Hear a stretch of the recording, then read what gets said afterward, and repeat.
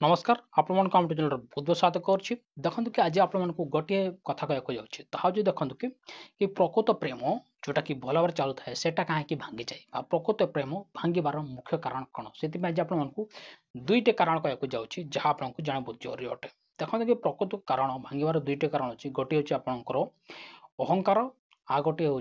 स्वार्थपर देखो कि अहंकार और स्वार्थपर प्रकृत प्रेम को नष्ट कर दिए आपंकर 10 वर्षर हो बा 20 वर्षर हो 15 वर्षर हो आपंकर 5 वर्षर हो 2 वर्षर हो अहंकार एवं स्वार्थपर संपर्क को भांगी दे केमी से आपको कहीदे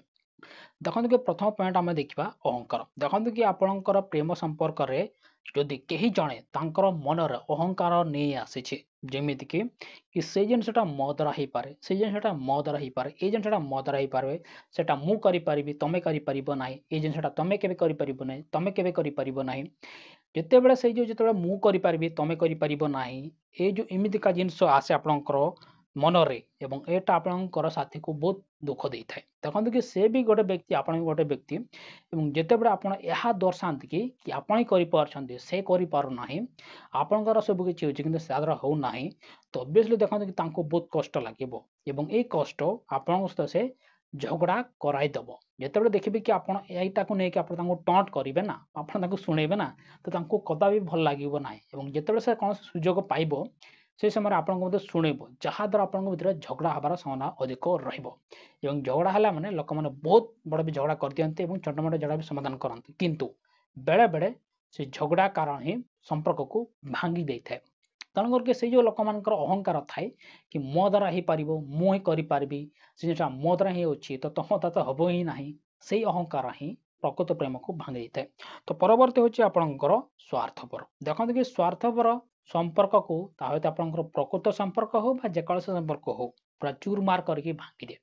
देखते कि जदि आप सब निज विषय ही भावुं संपर्क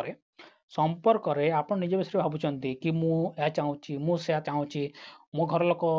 मु या करी मो घर लोक करने चाहिए सब बेले आप निज विषय भावुं आपड़ के निज साथी विषय भावुना आपड़ के संपर्क विषय भावुना एवं सबुठ इम्पोर्टेंट कथा अच्छी कि आप सहित बाहा जाऊँगी कि विषय आप भावुना फैमिली विषय आप किसी भावुना पर आप निज विषय भावुं कि तुम घर को गले मोर कौन हम एटा हम सेटा हम एटा हम आपड़ जिते बड़े इमिति निज विषय भावे तो ऑब्वियसली देखो कि जी आपको भल पाव सी भी कहे यार या मुझे कहीं भल पाइले ता मन में यह आसब बुझीपारे तो ये जो जिनस गुड़ा ना आपंकर संपर्क को पूरा नष्ट कर दिए तो ये दुईट कारण जहाँ प्रकृत प्रेम को भांगी दे तो आशा कर आपको बहुत भल लगे वीडियो बहुत बहुत धन्यवाद।